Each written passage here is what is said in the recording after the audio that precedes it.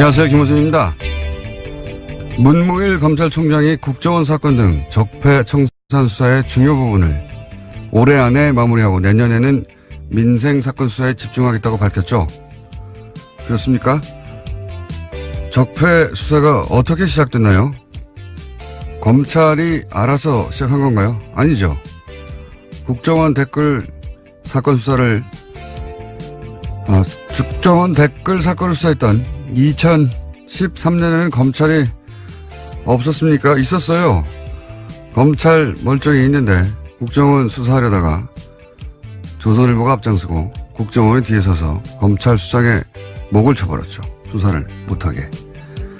적폐 수사가 가능해진 것은 지난 겨울 1,000만 명이 넘는 시민들이 촛불을 들고 거리로 나가 구체제를 마침내 끝을 냈기 때문입니다. 그렇게 국민들이 만들어준 기회가 바로 적폐 수사죠. 검찰총장이 아니라 그 누구도 시한을 정해서 임의로 끝낼 수 없는 겁니다. 서울중앙지검 검사들 몸이 피곤하면 총장님이 사우나를 끓여주시고 정신적으로 필요하다면 시민들이 응원을 하겠습니다. 서울중앙지검의 적폐 수사 일선 검사님들 난생 처음 응원 꽃다발 좀 받아보시겠습니까? 네. 힘들 내시고 시작했으면 끝을 봅시다. 김호준의 응원이었습니다.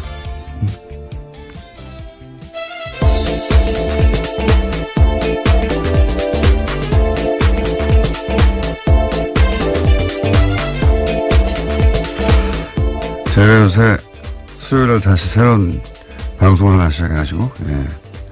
목요일 아침은 다시 혀가 꼬이기 시작했어요. 평상시에도 꼬이는데.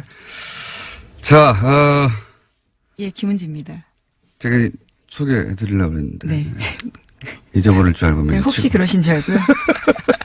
그럴 가능성이 매우 높은 목요일 아침이었는데. 네. 눈치 빠르시게. 김은지 기자, 예. 첫 번째 뉴스는 뭡니까? 네, 어제 적폐청산 수사를 올해 안에 끝내겠다라는 문무일 검찰총장의 발언 전해드린 바가 있는데요. 이에 대해서 청와대가 부정적 입장을 내었습니다. 청와대 핵심 관계자에 따르면 물리적으로 연내 수사 종료는 가능하지 않다라는 건데요. 여러 가지 흐름상 피의자 소환도 이루어지지 않은 채 마무리할 수 없다라는 겁니다. 그러면서 이 관계자는 검찰 수사에 속도를 내겠다는 뜻으로 문무일 총장의 발언을 받아들이겠다라고 밝히고 있는데요. 문 총장 발언을 빌미로 일각에서 쏟아내는 적폐청산 조기 종료 요구에 대해서 선을 그은 겁니다. 보수 매체는 뭐 신났어요, 이제. 역시, 봐라, 필요하지 않느냐. 근데 청와대에서 여기서 이제, 연내 종료 불가능하다고, 청와대 입장을 냈는데, 이제 두 가지를 알 수 있죠. 이게 이제 청와대가 조율되지 않은 발언이었다는 것과, 그리고 애초에 청와대가 함용하는 수사가 아니었다는 것, 두 가지 동시에 드러난 셈입니다. 검찰총장이 청와대하고는 다른 입장을 내는 경우가 드문 일이거든요. 엄청나게. 예. 검찰총장 관두기 직전에 보통 그런 일이 있긴 합니다. 근데, 그런 걸 알 수 있고요. 제가 이제 이 사건, 이것도 일종의 사건이죠. 저희가 그래서, 오늘 2부 잠시 후에 적폐청산위원장 박범계 위원장과 인터뷰가 예정돼 있긴 한데, 이거를 이제 전직 최고위급 검찰 간부는 이 사안을 어떻게 보느냐 궁금해서 제가 전화로 물어봤어요. 이제 어딩을 그대로 전하면 수사는 생물이다. 네, 굉장히 유명한 말이죠. 검사들 사이에서는. 수사는 생물이다. 무슨 뜻이냐면 시작하면은 어디로 갈지 모른다. 네. 그러면서 이런 얘기를 다 붙였어요. 특히 정권 차원에서 이루어진 범죄는 정권이 직접 나선 일이기 때문에 그 범죄 정도를 알 수가 없고, 미리. 어디로, 시작하면 생물처럼 어디로 뻗어나갈지 알 수가 없다. 근데 이걸 시한을 정하면 그 생물을 죽이는 거다. 굉장히 와닿는 표현이었는데, 그렇게 얘기를 했고요. 어쨌든, 이 검찰 고위 간부들에게는, 질책, 감시, 그렇게 하면 안 된다. 표현하지만, 수사는 결국 일선 검사들이 하는 거거든요. 저는 이제 문무일 총장 발언 가지고 이제 여러 가지 논란이 있는 걸 보고서 일선 검사들이 맥이 빠지겠다. 네, 이런 생각이 들었어요. 그 특검 할 때, 왜 특검 사무실 앞에 전국에서 시민들이 이제 꽃다발 보내줘서 그 앞에. 예, 그랬죠. 가득 차 있었잖아요. 그게 굉장히 큰 응원이 됐다고 해요. 그래서 뭐 검찰총장에 대해서는 뭐 이런 견제와 감시가 필요하겠지만 일선 검사들에겐 바카스를 보내줄 때가 아닌가. 꽃다발이나. 그래서 저는 이제 오늘 방송 끝나고 꽃다발 하나 보여줄까. 예. 검찰들이 저를 좋아할 일은 없는데요. 하도 욕을 많이 하고. 꽃다발은 좋아할 수도 있죠. 예. 이름을 안 붙이고 볼까 하는 생각도 있습니다. 응원이 필요할 때다. 오히려. 예. 그런 생각을 했고요. 자, 다음 뉴스는 뭡니까? 네, 관련된 적폐 의혹들이 계속 나오고 있는데요. 이번에는 2014년 검찰이 서울시 공무원 간첩 조작 사건, 그러니까 유성 사건이라고 불리는데요. 이 사건을 수사할 당시에도 국정원이 수사를 방해했다는 주장이 나왔습니다. 검찰은 압수수색에 대비해서 가짜 사무실을 만들고 허위 서류를 제출했다라는 의혹이 나오고 있는 건데요. 민변이 오늘 해당 제보 내용을 공개하고 진상규명을 촉구할 기자회견을 열 예정입니다. 요 사안은 오늘은 시간이 저희가 없어가지고 내일 인터뷰를 미리 잡아놨는데요. 예. 제가 편지 봉투를 봤습니다. 네, 저는 편지 내용도 봤습니다. 저보다 많이 오셨군요. 네, 5장인데요. 총 굉장히 자세합니다. 그러니까요. 이거는 내막을 아는 사람의 제보가 확실하고요. 예. 그리고 이제 이게 인터넷이나 또는 기타 흔적이 없는 방식이 아니라 그 편지를 보냈어요. 봉투에 넣어가지고 편지를 보냈는데 그 박근혜 국정원에서 가짜 간첩을 만들 때 얼마나 대범했는지, 예. 절대 들킬 리가 없다고, 얼마나 자신했는지를 알 수 있는 상징적인 사건이 유성 사건입니다. 네. 서울시 공무원, 인데, 대놓고 가짜를 만든 것도 대놓고 절대 들킬 리 없다고 증거도 조작하고 외교적 문제가 되기도 했었습니다. 당시에. 가짜 간첩 사건이 이렇게 실시간으로 밝혀진 건 우리나라 한정사회 최초예요. 예. 그 이후에 몇십 년 후에 명예가 회복된 적은 있는데 실시간으로 밝혀진 건 최초예요. 근데 저는 이 가짜 사무실이 놀랍지 않은 게 생짜로 간첩을 가짜로 만드는데 뭐 사무실 정도야 아무것도 아니죠. 예. 근데 이게 유성 사건 때도 있었다. 가짜 사무실 만든 게 영화처럼 세트 만들어서 여기 압수수색 하라고. 하여튼 증거 조작과 증거 인멸의 대마왕이에요. 이쪽은. 예. 그래서 국정원 관련 사건은 저는 모조리 다 구속수해야 된다고 보는데. 예. 네. 예. 해당 제보자 같은 경우에는 정치호 변호사, 그러니까 최근에 자살한 국정원 변호사 있잖아요. 예. 그 사건을 보고 자기가 용기를 냈다라고 이야기를 하는데요. 거꾸로 또 그 제보는 그래서 이렇게 추적이 어려운, 예. 전통적인 방식 편지를 보내야 되겠구나. 용기를 냈다기보다는 저는 화가 났다. 아니, 그렇죠. 예. 밤잠을 뒤척였다 이런 식의 표현들이 있는데요. 국정원이 제대로 개혁돼야 된다라는 것들 때문에 이런 편지를 쓰게 됐다라는 겁니다. 국정원 내부자라고 볼 수밖에 없는 것이 너무 내용도 자세하고, 예. 국정원 내부에 누가 이 전략을 총괄 기획했는지도 특정돼 있고, 굉장히 자세한 내용입니다. 네. 의외의 곳에서 터졌어요, 또. 예. 자, 그런 사건이 하나 있습니다. 오늘 민변이 기자회견을 한다고 하고 내일 인터뷰가 저희는 예정되어 있습니다. 자, 다음 순요.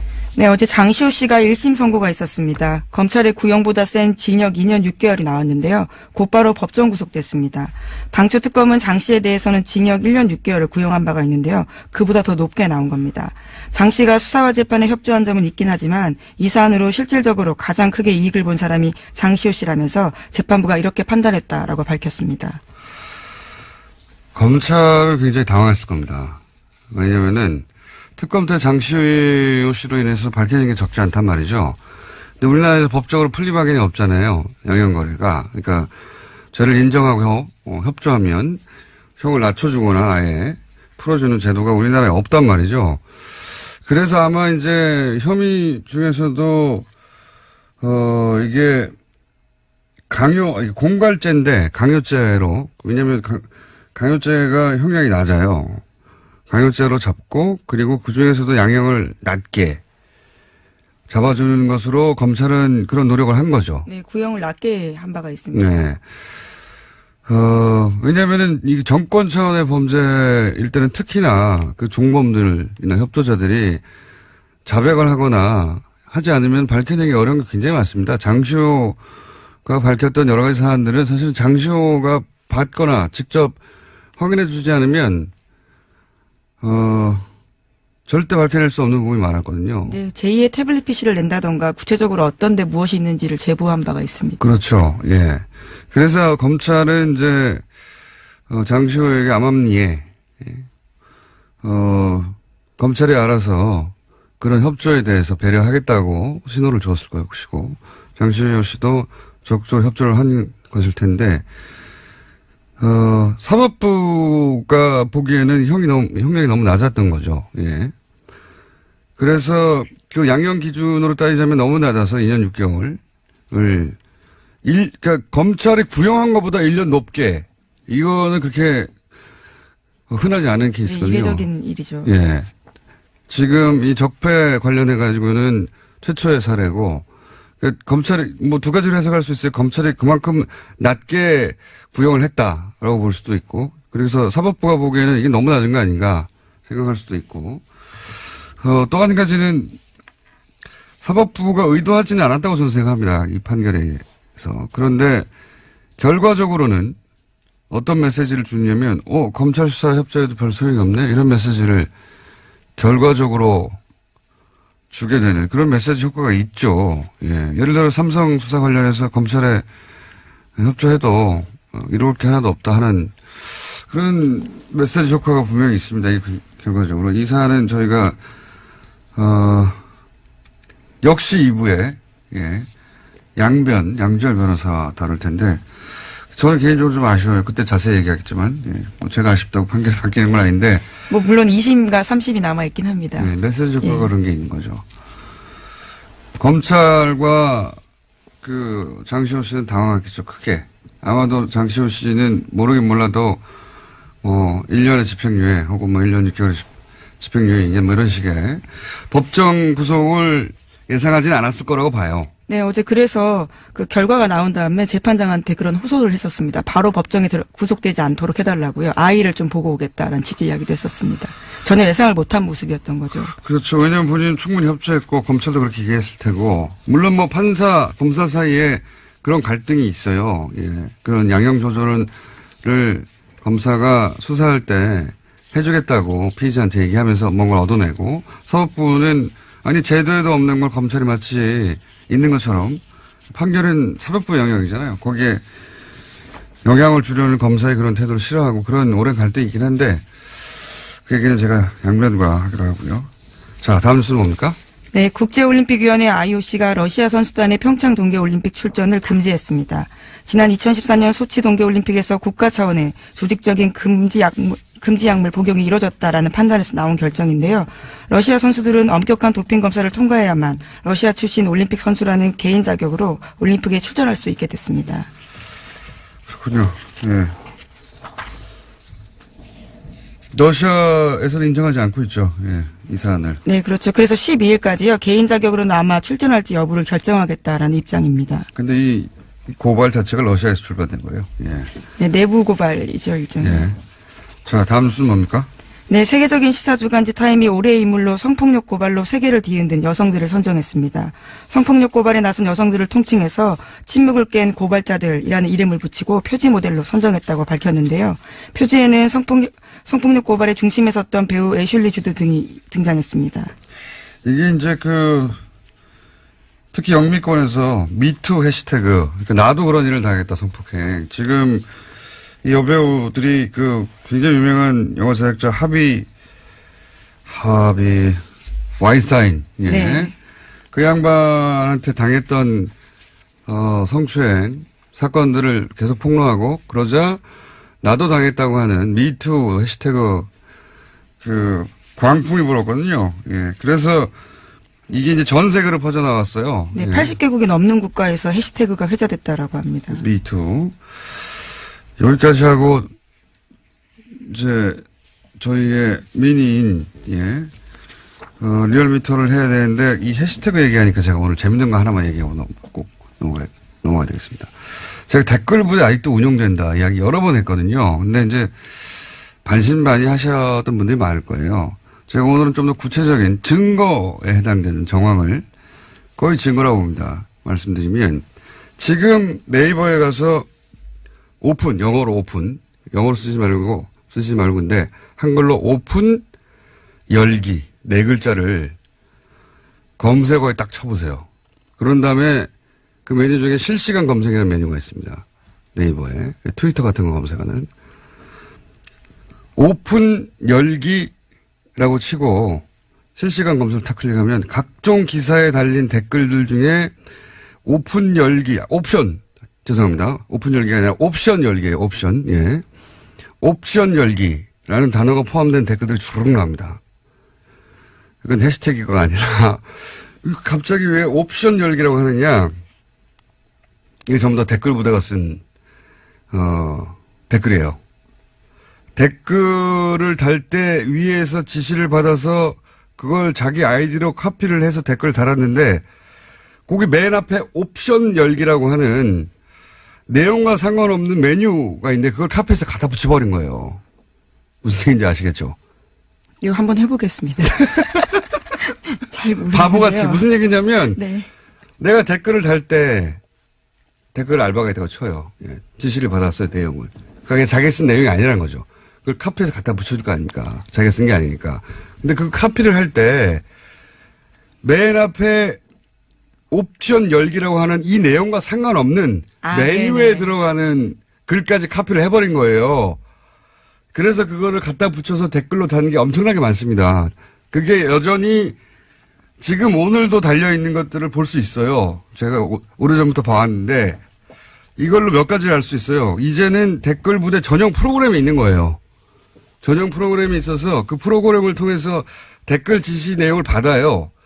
그런데 이제 그거를 카피 앤 페이스트 할 때 이렇게 마우스나 뭐로 손으로 쭉 긁어서 붙일 거 아닙니까? 그때 맨 앞에 있는 옵션 열기라고 하는 메뉴까지 촥 카피해서 붙이는 경우가 왕왕 일어나는 거죠. 기계적으로 알바를 하다가 결과적으로 예, 그런 실수가 드러나게 된 거죠. 그러는 거죠. 그러니까 프로그램이 있다, 이제는. 이 댓글 부대에 지령을 내리는 프로그램이 있다. 그리고 그걸 카피할 때 옵션 열기라는 부분은 삭제하고 카피해야 될 거 아닙니까? 그래 감독같죠. 그런데 컴퓨터에 그만큼 익숙하지 않아서 고연령대 노년층일 가능성이 높은 거죠. 그것까지 카피해버린 거예요. 재밌죠? 예. 그리고 이 댓글 프로그램을 통해서 댓글 지시가 내려가고 그거를 댓글 다는 부대가 아직도 있는데 그 댓글을 특정 기사에만 달 거 아닙니까? 그 기사들 어디에 달았나를 보면 논리는 굉장히 논리 개발자가 따로 있는 게 확실해요. 예. 고급한 정보들도 가끔 있고요. 보면 당연히 이제 문재인 대통령 공격한다든가 여당을 공격한다든가 조국 교수도 타겟이 자주 됩니다. 뭐 최근 같은 경우에는 이제 낚싯배 사고를 났는데 세월호하고 비교해서 공격해요. 세월호 그렇게 뭐라고 하더니 니들은 뭐 다르냐. 그리고 이제 김국종 교수. 이국종 교수. 죄송합니다. 이국종 교수를 높이면서 김종대 의원을 공격하고 여기에 저도 가끔 포함돼요. 저는 김종대 의원을 옹호한 적이 없는데 어쨌든. 그리고 조국 민정수석도 자주 등장하고요. 지금 당장 해보시면, 왜냐면 제가 이제 방송에서 이 말을 했기 때문에 이제 지워버릴 거예요. 근데 지금 당장 해보시면 실시간으로 주르륵 나옵니다. 댓글 알바 있다. 댓글 무대 있고요. 이거 누가 시키고 누구 돈으로 하는 건지, 주요한 적폐 수사 끝나면 이거 수사 들어가야 된다고 봅니다. 여전히 돌아가고 있어요. 댓글 알바들. 오늘 여기까지 해야 되겠습니다. 네, 수상 소식도 하나 전해드리려고 했는데요. 수상 소식이요? 네, 민주언론시민연합에서 민주시민언론상 본상 수상자로 김어준 공장장이 선정됐다고 합니다. 예, 아주 짧게 말씀드리겠습니다. 네, 중요한 뉴스네요. 예. 축하드립니다. 언론상을 제가 수상하게 됐다. 자, 시사인의 김은지였습니다. 감사합니다. 네, 바로 이어서 권순정 리얼미터 조사 분석 실장님 나오셨습니다. 그것마저 알려주마. 자, 이건 이제 유일하게 저희가 주 중반에 하는 조사입니다. 네. 대부분 주 초반 혹은 주 말에 하거든요. 자, 한번 쭉 읊어보시죠. 네, 이번에는 정당부터 먼저 소개를 해드릴게요. 네. 네. 2018년도 예산안이 통과됐지 않습니까? 네. 요번에 국민의당하고 바른정당이 최근에 계속 하락세를 겪고 있었는데, 네. 모처럼 반등을 했습니다. 국민의당이 1.2%포인트 상승을 해서 네. 5.8%고요. 바른정당 역시 0.8%포인트 상승을 해서 6%가 나왔습니다. 최하위를 한 달간 했는데 국민의당이. 맞습니다. 4주 연속 최하위를 했습니다. 예산안 통과 효과라고 저는 보는데, 그죠? 맞습니다. 예, 한국당, 사실상 한국당의 보수청이 분석을 해보니까 국민의당이나 바른정당으로부터 많이 갔어요. 그래서 정당으로서 자유한국당이 이번 예상 과정에서 크게 역할을 못하고 반면 국민의당 같은 경우는 일종의 정당으로서 효능감을 자유한국당에 실망한 지지층으로에게 좀 주는 과정에서 저도 오늘 예 말이 주는 되는데. 과정에서 좀 그쪽으로 이탈하는 과정에서 국민의당이 상승하지 않았나 싶습니다. 바른정당도 비슷합니다. 네. 그렇군요. 국민의당이 거의 주중에 한 6%대까지 오르지 않았나요? 맞습니다. 주중에 예산안이 통과됐던 날 당일 6일이죠. 네. 예, 6.2%포인트까지 올랐습니다. 그러니까 국민의당이 사실은 그 정부와 계속 각을 세우는데 그때마다 떨어져요. 거꾸로. 예. 맞습니다. 협조를 할 때 올라가는데 왜 뭐 이건 제가 박지원 대표가 오늘 나온 날이기 때문에. 제가 오래전에 기억나세요? 네. 안철수 대표가 좀 협조를 하는 과정 속에서 지지율을 끌어올릴 수 있지 않겠느냐라고 당연히 얘기를 했을 때 네. 공장장님은 네. 그건 절대 안 그럴 것이다. 그거는 지지율이 안 오른다는 얘기가 아니라 안철수 대표가 협조를 안 할 거라는 얘기였어요.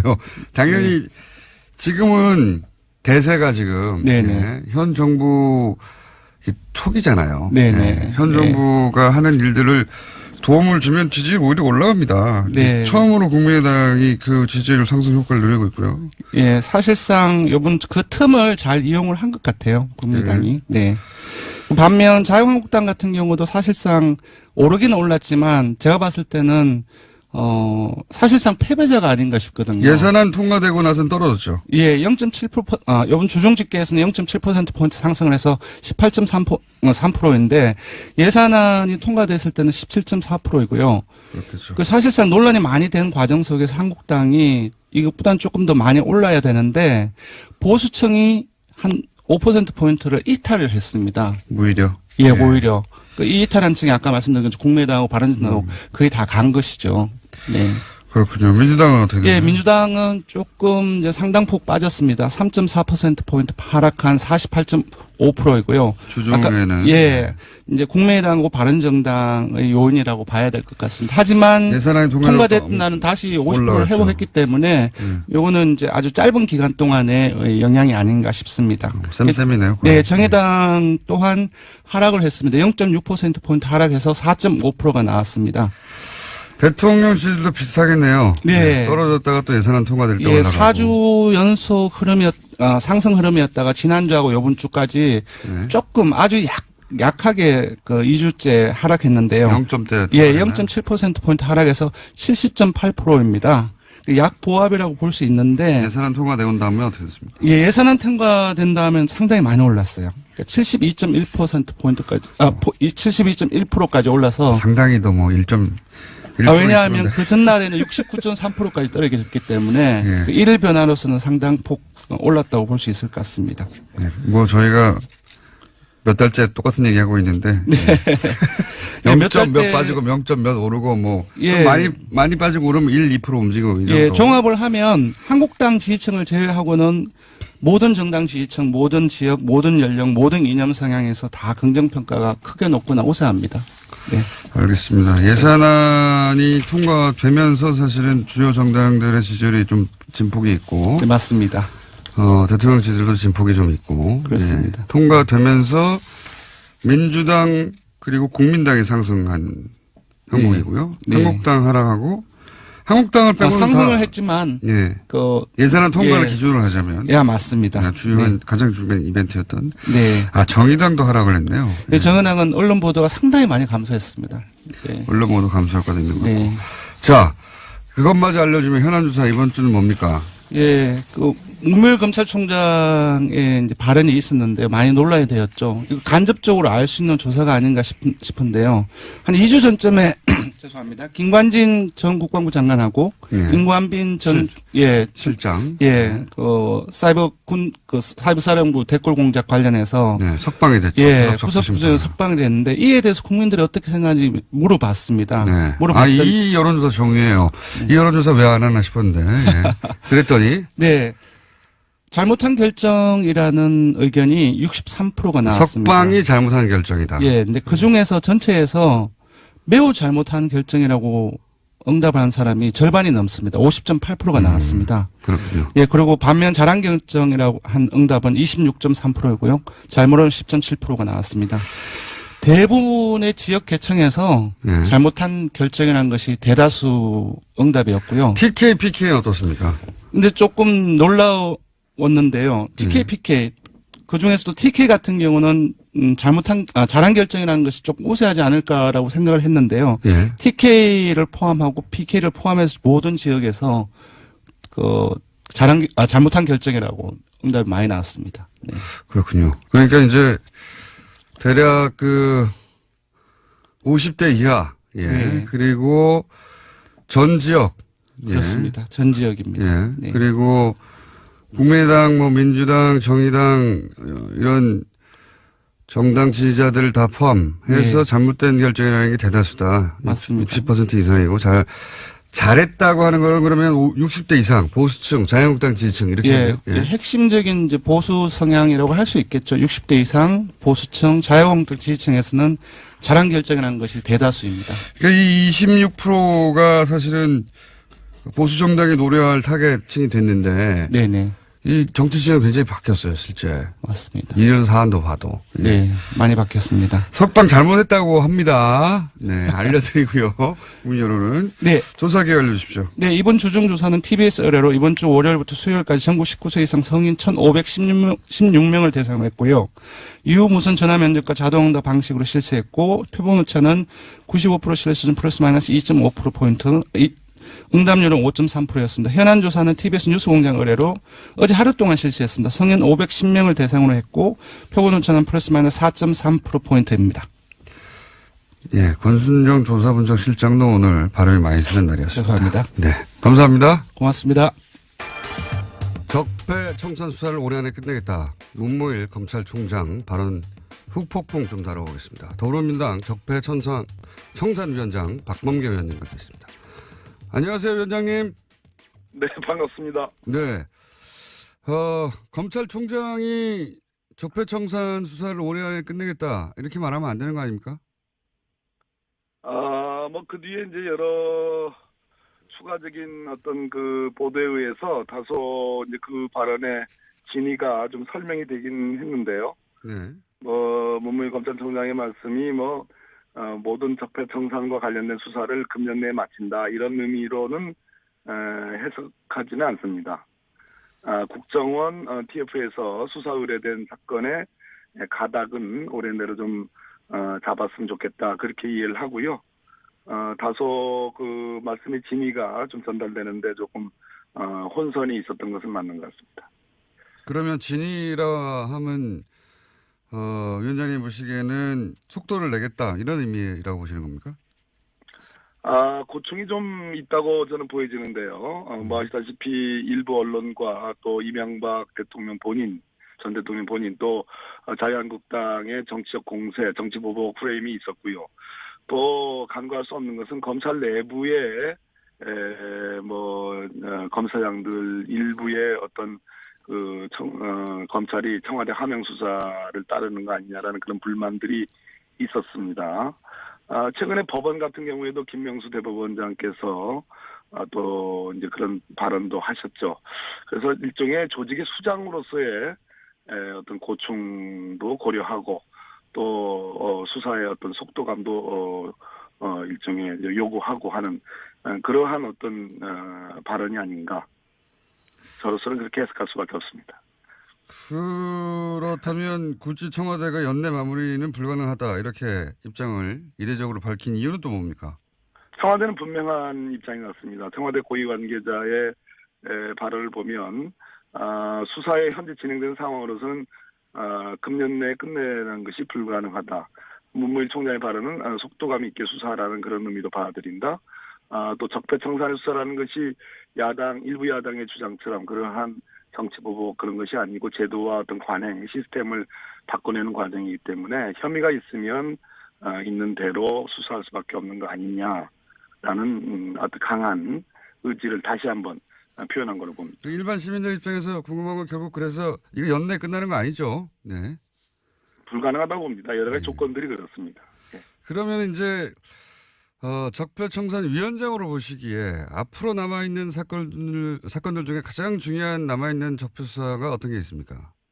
국민의 관심은 뭐니 해도 지금 박근혜 국정농단을 넘어서서 그 원인이 됐던 이명박 정부 당시의 여러 가지 적폐들에 대한 수사인데 그 정점은 이명박 전 대통령 아니겠습니까? 그렇죠. 어떤 방식으로 조사를 할 것이냐. 군사이버사령부 관련해서는 직접적인 그러한 어떤 진술들이 나왔습니다. 김관진이 석방이 됐습니다만, 예. 저는 다스 문제라든지 다스 140억이 스위스 계좌에서 다스로 돌려가는 과정은 분명히 불법성이 있는 거고요. 또 제2롯데월드, 뭐 여러 가지 자원외교 비리, 자원비리 이런 것들은 여전히 수사의 대상으로 남아 있다고 봅니다. 자, 그러면 말씀을 꺼내셨으니까 이왕 연결된 김에 박범계 의원님도 사실은 오래전부터 이 다스 관련해서 자료들을 많이 들여다. 네. BBK, 예. 네. BBK 다 연결되니까요, 결국은. BBK. 네, 그렇습니다. 예. 자료를 오랫동안 보시고 특히 미국 쪽 판사 출신이시다 보니까 그런지 미국 법원에서 나온 자료를 굉장히 면밀히 검토하신 걸로 알고 있는데, 연결된 김에 미국 법원에서 나온 최근의 해석이나 판결이나 중에 주목할 만한 것들이 있습니까? 예, 그렇습니다. 미국에서는 여러 가지 소송들이 있었습니다. 그 중에 특히 제가 지난번에 자금의 흐름 관계는 밝혔고요. 예. 옵셔널 캐피털과 김경준 사이에 미국 캘리포니아 지방법원 소송이 있었는데요. 예. 그 미국 법원이 아주 주목할 만한 그러한 판단을 한 부분을 제가 찾아냈는데요. 옵셔널 캐피탈은 이제 옵셔널 벤처스의 이제 소액 투자자들을 대리한다고 볼 수 있는 곳이죠. 예. 예. 그 옵셔널 캐피털이 한국 검찰이 김경준을 수사하면서 작성했던 검찰의 수사 보고서와 그 당시 옵셔널 벤처스의 전직 직원들 4명의 진술들을 미국 법원에 증거로 요청을 합니다. 네. 증거를 채택해달라고. 네. 근데 미국 법원이 이걸 거절합니다. 거절하는 이유가 첫째는 한국 검찰의 보고서는 검찰이 객관적이지 않다. 이런 얘기입니다. 검찰이 표현이 정확히 이렇습니다. 김경준에게 불리하게 이 진술을 해석할 만한 그런 이해관계와 이익이 검찰에게 있었다. 아하. 어마어마한 얘기입니다. 또 검찰의 결론은 사실에 입각하지 않다. 이런 표현도 나오고요. 그렇기 때문에 이 검찰의 수사 보고서는 공공보고서로서 법정에서 채택할 증거가 아니다. 라고 분명히 얘기하고 있고요. 또 하나는 잠깐만요. 미국 법원이 그러니까 BBK 수사를 한 한국 검찰을 불신한다는 내용이 그렇습니다. 미국 법정에서 없다는 얘기고요. 예. 또 하나는 옵셔널 벤처스의 4명의 진술자들이 있습니다. 그 당시 BBK 김경준 수사하면서요. 예. 그 사람들의 진술도 증거로 채택할 수 없다고 보는데요. 예. 결론적으로 이거는 이명박으로부터의 보복을 두려워하는 증인들에 의해 만들어진 진술이다. 이런 표현을 합니다. 야, 이거는 저 같은 사람이 주장하던 걸 미국 법원이 주장을 했네요. 판단했습니다. 그러네요. 구체적으로 여보세요? 네, 듣고 있습니다. 흥미진진하게 듣고 있습니다. 네. 예, 그렇습니다. 그래서 이런 표현도 나옵니다. 이 4사람의 진술은 서울시장인 이명박의 대리인들이 증인들에게 진술 바꾸지 마. 그리고 어떤 식으로든 김경준을 돕지 마라는 강한 압박 속에 만들어진 거기 때문에 믿을 수 없다 이런 얘기입니다. 미국 법원이 어떻게 그런 판단을 했죠? 잘 판단한 거죠. 잘 판단한 거죠. 그러니까 제3자의 이해관계가 전혀 없는 미국 법원이 여러 서류들을 검토하다 보니 그렇습니다. 충분한 서류들을 보고서요. 그러니까 정치적 판단이 아니라 심지어 이상훈이라는 옵셔널 벤처스의 직원은 수감된 상태로 일주일 동안 신문을 받았다. 강압으로 초래된 진술이므로 예. 신뢰성이 떨어진다. 이런 표현도 나옵니다. 어허. 이게 이제 국내하고는 다르게 전혀 정치적 이해관계 없이 그냥 사건 자료만 보다 보니까 미국의 판사가 이거는 뭐 검찰이 BBK 수사를 엉터리로 했네. 이렇게 판단한 거군요. 믿을 수 없다 한마디로 이런 얘기입니다. 허허. 그리고 또 다른 내용이 있습니까? 또 하나는 140억 다스로 네네. 돌려가는 그 소송이 있었는데요. 네, 140억. 그 소송은 별개의 소송입니다. 원래 140억을 이제 옵션을 벤처스가 받으려고 한 건데 이거를 다스가 가져가 버린 사건이죠. 예. 그렇습니다. 예. 이것에 대한 미국의 일종의 제2항소법원, 캘리포니아 제2항소법원의 판단인데요. 예.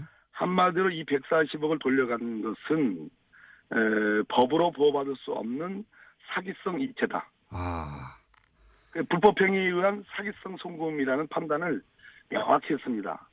그렇다면 지난번 주진우 기자의 폭로가 있었지 않습니까? 예. 이명박 대통령 시절에 청와대 민정수석실 행정관 그리고 LA 총영사 김재수의 개입 예. 그와 관련된 회의록들 예.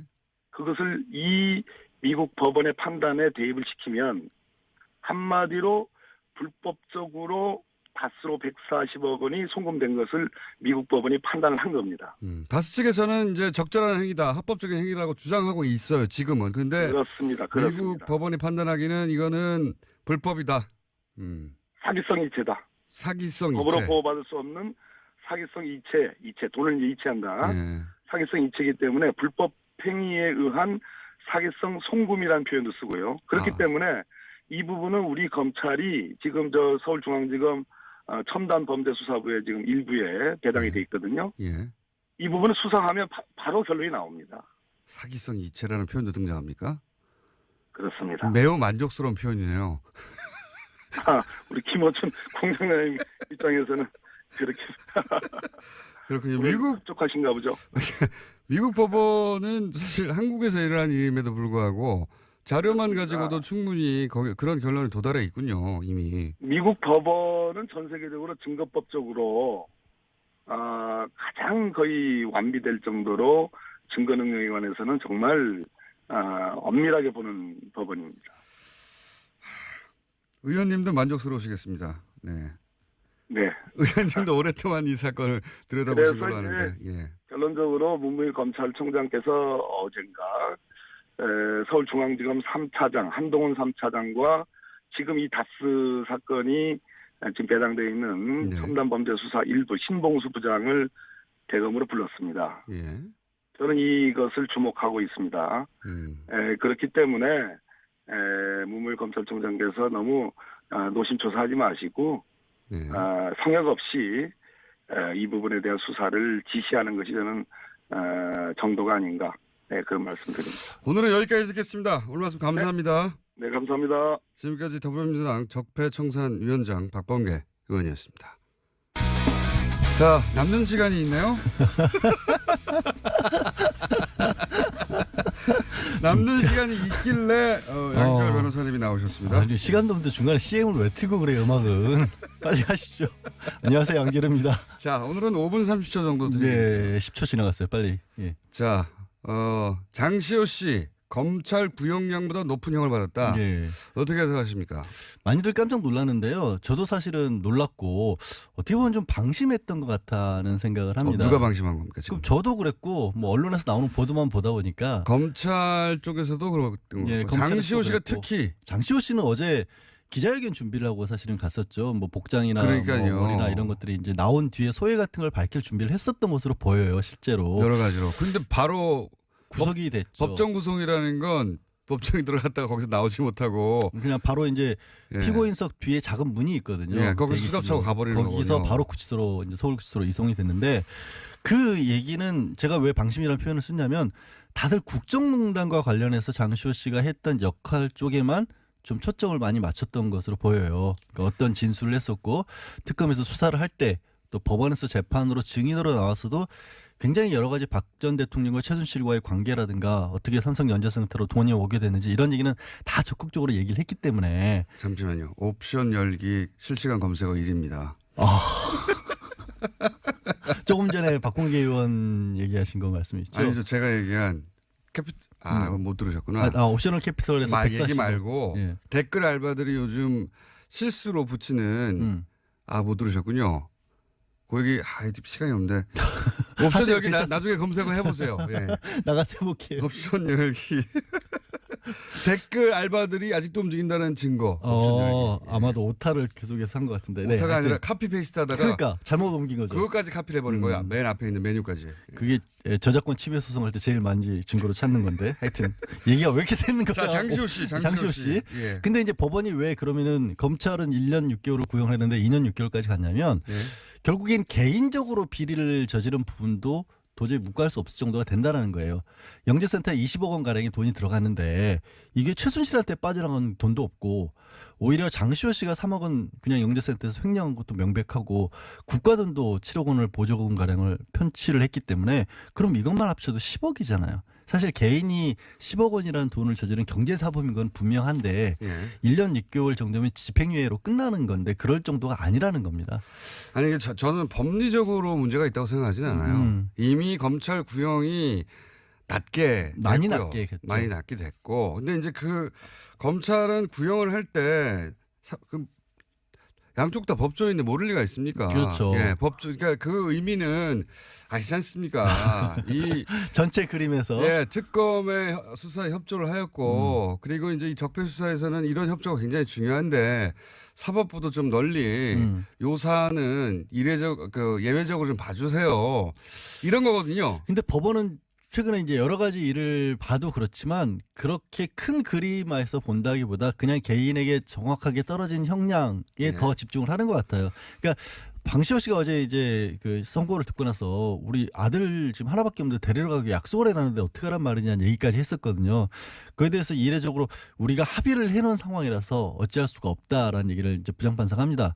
고민을 많이 하긴 했다라는 얘기인데 저는 이제 아쉬운 게 뭐냐면 이걸 이제 법리로 따지면 사법부는 뭐 하자가 없어요. 그러니까 어쩔 수 없는 상황인 거예요. 왜냐하면 형량도 너무 낮게 하는 게 맞고, 그 다음에 이게 이건 이제 전문가들이 따져야 될 얘기겠지만 강요죄냐 공갈죄냐 이것도 형량이 낮은 쪽으로 했고, 전문가 얘기를 들어보니까. 그리고 사법부가 딱히 법리적인 차원에서 질타를 당할 이유가 없는데. 그렇죠. 예. 근데 이제 일부 언론에서는 이런 표현도 쓰더라고요. 이게 검찰의 어떤 플리바게닝 관행이라는 것을 제동을 건 거 아니냐 이런 분석도 하는데 원래 검사 판사 사이에 그런 게 있잖아요. 있으니까. 그런데 이제 저는 이걸 관행에 제동을 걸었다기보다 걸린 거죠. 법원이 능동적으로 뭔가 이렇게 검찰을 제어하려고 한다기보다 너무 낮게 들어갔던 것 같고요. 그러려면 차라리 법원도 인정할 수 있을 만한 어떤 제도적인 장치가 있는 게 낫지. 그러니까 차라리 저는 이 차원에 이참에 그런 제도를 만들어서 만들 공식적으로 필요가 있다고 생각이 들어요. 그러니까 사법부 입장에서 이런 거죠. 이렇게 정말 법에 없는데 어떡하란 거냐. 뜬금없이 갖고 오면 네. 검찰도 양형기준표가 있거든요. 그리고 법원도 있고. 아니, 사법부는 법에 없단 말이지. 이게 정상 참작이라는 게 이런 경우에 예를 들어서 검찰 수사에 적극 협조하였기 때문에 이게 그렇죠. 없다고 하더라고요. 그러니까 해도 너무 낮게 잡았다. 법원이 이렇게 본 거예요. 저는 그렇게는 보지 않고 아니, 이렇게 봅니다. 그러니까 전 한 개인에 대해서 엄정한 법 집행 중요하죠.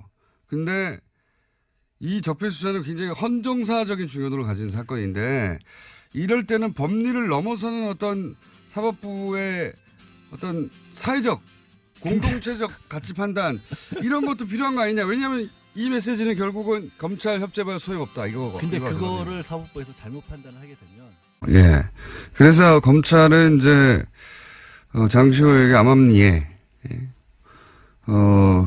검찰이 알아서 그런 협조에 대해서 배려하겠다고 신호를 주었을 것이고, 장시호 씨도 적극적으로 협조를 한 것일 텐데, 사법부가 보기에는 형량이 너무 낮았던 거죠. 예.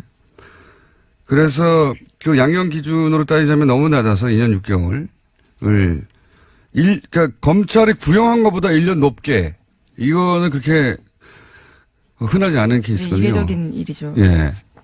지금 이 적폐 관련해 가지고는 최초의 사례고, 그러니까 검찰이 뭐 두 가지로 해석할 수 있어요. 검찰이 그만큼 낮게 구형을 했다라고 볼 수도 있고, 그래서 사법부가 보기에는 이게 너무 낮은 거 아닌가 생각할 수도 있고, 또 한 가지는 사법부가 의도하지는 않았다고 저는 생각합니다. 이 판결에서. 그런데 결과적으로는 어떤 메시지를 주냐면, 검찰 수사 협조에도 별 소용이 없네? 이런 메시지를 결과적으로 주게 되는 그런 메시지 효과가 있죠. 예. 예를 들어 삼성 수사 관련해서 검찰에 협조해도 이렇게 하나도 없다 하는 그런 메시지 효과가 분명히 있습니다.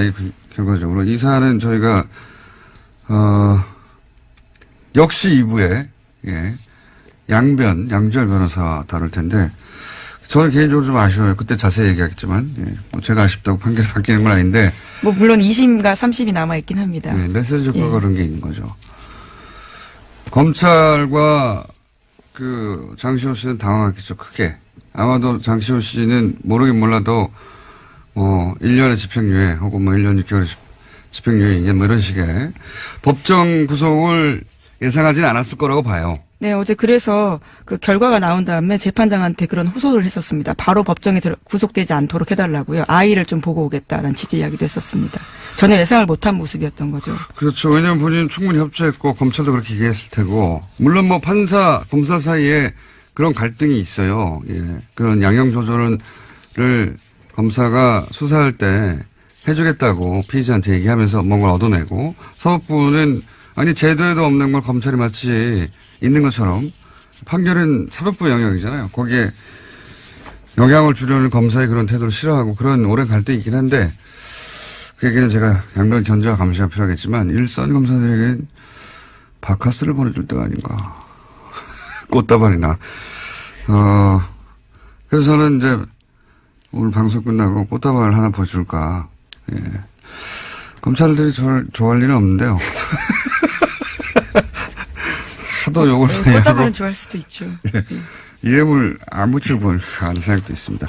응원이 필요할 때다. 오히려 예, 그런 생각을 했고요. 자, 다음 뉴스는 뭡니까? 네, 관련된 적폐 의혹들이 계속 나오고 있는데요. 이번에는 2014년 검찰이 서울시 공무원 간첩 조작 사건, 그러니까 유성 사건이라고 불리는데요. 이 사건을 수사할 당시에도 국정원이 수사를 방해했다는 주장이 나왔습니다. 검찰은 압수수색에 대비해서 가짜 사무실을 만들고 허위 서류를 제출했다라는 의혹이 나오고 있는 건데요. 민변이 오늘 해당 제보 내용을 공개하고 진상규명을 촉구할 기자회견을 열 예정입니다. 이 사안은 오늘은 시간이 저희가 없어가지고 내일 인터뷰를 미리 잡아놨는데요. 예. 제가 편지 봉투를 봤습니다. 네, 저는 편지 내용도 봤습니다. 저보다 많이 오셨군요. 네, 5장인데요. 총 굉장히 자세합니다. 그러니까요. 이거는 내막을 아는 사람의 제보가 확실하고요. 예. 그리고 이제 이게 인터넷이나 또는 기타 흔적이 남는 방식이 아니라, 그 편지를 보냈어요. 봉투에 넣어가지고 편지를 보냈는데,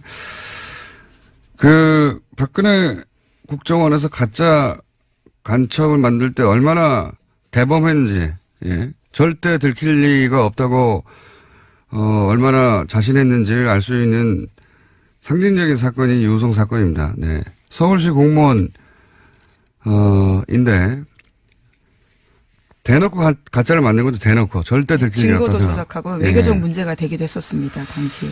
가짜 간첩 사건이 이렇게 실시간으로 밝혀진 건 우리나라 한정사회 최초예요. 예.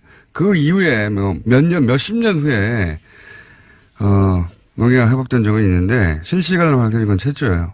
근데 저는 이 가짜 사무실, 이 놀랍지 않은 게, 이 생자로 간첩을 가짜로 만드는데 뭐 사무실 정도야 뭐 아무것도 아니죠. 예. 근데 이게, 유성 사건 때도 있었다. 가짜 사무실 만든 게 영화처럼 세트 만들어서 여기 압수수색 하라고. 하여튼 증거 조작과 증거 인멸의 대마왕이에요. 이쪽은, 예. 그래서 국정원 관련 사건은 저는 모조리 다 구속수사해야 된다고 보는데. 예. 네. 예. 해당 제보자 같은 경우에는 정치호 변호사, 그러니까 최근에 자살한 국정원 변호사 있잖아요. 예. 그 사건을 보고 자기가 용기를 냈다라고 이야기를 하는데요. 거꾸로 또 그 제보는 그래서 이렇게 추적이 어려운, 예. 전통적인 방식 편지로 보내야 되겠구나. 용기를 냈다기보다는 저는 화가 났다. 아니, 그렇죠. 예. 밤잠을 뒤척였다 이런 식의 표현들이 있는데요. 국정원이 제대로 개혁돼야 된다라는 것들 때문에 이런 편지를 쓰게 됐다라는 겁니다. 국정원 내부자라고 볼 수밖에 없는 것이 너무 내용도 자세하고, 예. 국정원 내부에 누가 이 전략을 총괄 기획했는지도 특정돼 있고, 예, 굉장히 자세한 내용입니다. 네. 의외의 곳에서 터졌어요, 또. 예. 자, 그런 사건이 하나 있습니다. 오늘 민변이 기자회견을 한다고 하고 내일 인터뷰가 저희는 예정돼 있습니다. 자, 다음 순요. 네, 어제 장시호 씨가 1심 선고가 있었습니다. 검찰의 구형보다 센 징역 2년 6개월이 나왔는데요. 곧바로 법정 구속됐습니다. 당초 특검은 장 씨에 대해서는 징역 1년 6개월을 구형한 바가 있는데요. 그보다 더 높게 나온 겁니다. 장 씨가 수사와 재판에 협조한 점은 있긴 하지만 이 사안으로 실질적으로 가장 크게 이익을 본 사람이 장시호 씨라면서 재판부가 이렇게 판단했다라고 밝혔습니다. 검찰은 굉장히 당황했을 겁니다. 왜냐면은 특검 때 장시호 씨로 인해서 밝혀진 게 적지 않단 말이죠. 근데 우리나라에서 법적으로 풀림하기는 없잖아요. 양형거래가. 그러니까 죄를 인정하고 협조하면 형을 낮춰주거나 아예 풀어주는 제도가 우리나라에 없단 말이죠. 그래서 아마 이제 혐의 중에서도 이게 공갈죄인데 강요죄로, 왜냐면 강요죄가 형량이 낮아요. 강요죄로 잡고, 그리고 그 중에서도 양형을 낮게 잡아주는 것으로 검찰은 그런 노력을 한 거죠. 네, 구형을 낮게 한 바가 있습니다. 네. 왜냐면은 이 정권 차원의 범죄일 때는 특히나 그 종범들이나 협조자들이 자백을 하거나 하지 않으면 밝혀내기 어려운 게 굉장히 많습니다. 장시호가 밝혔던 여러 가지 사안들은 사실 장시호가 받거나 직접 확인해 주지 않으면 절대 밝혀낼 수 없는 부분이 많았거든요. 네, 제2의 태블릿 PC를 낸다던가 구체적으로 어떤 데 무엇이 있는지를 제보한 바가 있습니다. 그렇죠. 안녕하세요. 김호준입니다. 문무일 검찰총장이 국정원 사건 등 적폐 청산 수사의 중요 부분을 올해 안에 마무리하고 내년에는 민생 사건 수사에 집중하겠다고 밝혔죠. 그렇습니까? 적폐 수사가 어떻게 시작됐나요? 검찰이 알아서 시작한 건가요? 아니죠. 국정원 댓글 사건을 수사했던 2013년에는 검찰이 없었습니까? 있었어요. 검찰 멀쩡히 있는데 국정원 수사하려다가 조선일보가 앞장서고 국정원이 뒤에 서서 검찰 수장에 목을 쳐버렸죠. 수사를 못하게. 적폐 수사가 가능해진 것은 지난 겨울 1,000만 명이 넘는 시민들이 촛불을 들고 거리로 나가 구체제를 마침내 끝을 냈기 때문입니다. 그렇게 국민들이 만들어준 기회가 바로 적폐 수사죠. 검찰총장이 아니라 그 누구도 시한을 정해서 임의로 끝낼 수 없는 겁니다. 서울중앙지검 검사들 몸이 피곤하면 총장님이 사우나를 끌어주시고 정신적으로 필요하다면 시민들이 응원을 하겠습니다. 서울중앙지검의 적폐 수사 일선 검사님들 난생 처음 응원 꽃다발 좀 받아보시겠습니까? 네.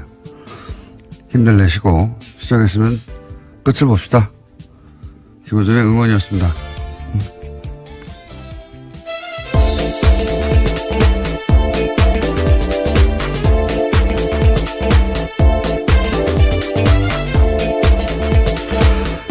제가 요새 수요일에 다시 새로운 방송을 하나 시작해가지고, 예.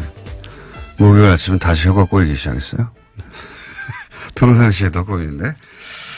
자, 예, 김은지입니다. 제가 소개해드리려고 했는데. 네. 잊어버릴 줄 알고. 네, 혹시 그러신 줄 알고요. 그럴 가능성이 매우 높은 목요일 아침이었는데. 네. 눈치 빠르시게. 김은지 기자, 예. 첫 번째 뉴스는 뭡니까? 네, 어제 적폐청산 수사를 올해 안에 끝내겠다라는 문무일 검찰총장의 발언 전해드린 바가 있는데요. 이에 대해서 청와대가 부정적인 입장을 내었습니다. 청와대 핵심 관계자에 따르면 물리적으로 연내 수사 종료는 가능하지 않다라는 건데요. 여러 가지 흐름상 피의자 소환도 이루어지지 않은 채 마무리할 수 없다라는 겁니다. 그러면서 이 관계자는 검찰 수사에 속도를 내겠다는 뜻으로 문무일 총장의 발언을 받아들이겠다라고 밝히고 있는데요. 문 총장 발언을 빌미로 일각에서 쏟아내는 적폐청산 조기 종료 요구에 대해서 선을 그은 겁니다. 보수 매체는 뭐 신났어요, 이제. 역시. 봐라, 필요하지 않느냐. 근데 청와대에서 여기서 이제, 연내 종결 불가능하다고, 청와대 입장을 냈는데, 이제 두 가지를 알 수 있죠. 이게 이제 청와대가 조율되지 않은 발언이었다는 것과, 그리고 애초에 청와대가 함양하는 수사가 아니었다는 것, 두 가지 동시에 드러난 셈입니다. 검찰총장이 청와대하고는 다른, 입장을 내는 경우가 드문 일이거든요. 엄청나게. 예. 검찰총장 관두기 직전에 보통 그런 일이 있긴 합니다. 근데, 그런 걸 알 수 있고요. 제가 이제 이 사건, 이것도 일종의 사건이죠. 저희가 그래서, 오늘 2부 잠시 후에 적폐청산위원장, 박범계 위원장과 인터뷰가 예정돼 있긴 한데, 이거를 이제 전직 최고위급 검찰 간부는 이 사안을 어떻게 보느냐 궁금해서 제가 전화로 물어봤어요. 이제 워딩을 그대로 전하면 수사는 생물이다. 네. 네, 굉장히 유명한 말이죠. 검사들 사이에서는. 수사는 생물이다. 무슨 뜻이냐면 시작하면은 어디로 갈지 모른다. 네. 그러면서 이런 얘기를 덧붙였어요. 특히 정권 차원에서 이루어진 범죄는 정권이 직접 나선 일이기 때문에 그 범죄 정도를 알 수가 없고 미리 어디로 시작하면 생물처럼 어디로 뻗어나갈지 알 수가 없다. 근데 이걸 시야를 정하면 그 생물을 죽이는 거다. 굉장히 와닿는 표현이었는데 그렇게 얘기를 했고요. 어쨌든 이 검찰 고위 간부들에게는 질책, 감시 그렇게 하면 안 된다 표현하지만 수사는 결국 일선 검사들이 하는 거거든요. 저는 이제 문무일 총장 발언 가지고 이제 여러 가지 논란이 있는 걸 보고서 일선 검사들이 맥이 빠지겠다. 네, 이런 생각이 들었어요. 그 특검 할 때, 왜 특검 사무실 앞에 전국에서 시민들이 이제 꽃다발 보내줘서 그 앞에. 예, 그랬죠. 가득 차 있었잖아요. 그게 굉장히 큰 응원이 됐다고 해요. 그래서 검찰총장에 대해서는,